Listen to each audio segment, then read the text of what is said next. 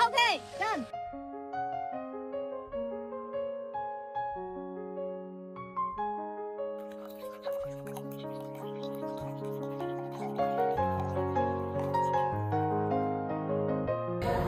You're a great person and you have great business and like. I have two questions.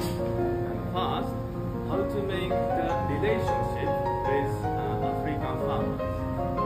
And second, I went to the shop together yesterday.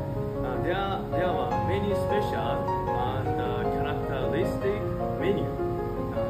Who plan or who make the menu of country coffee? And where is from the inspiration of special menu? Thank you.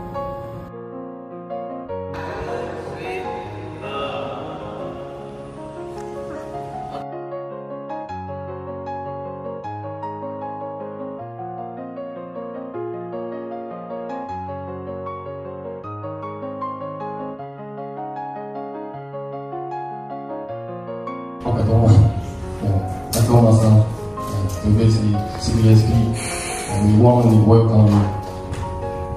那我先简单介绍一下，我们台湾目前有3个科学园区，那从北到南依序是竹科、中科、南科。那我们中科是最晚成立的，我们是2003年才成立的。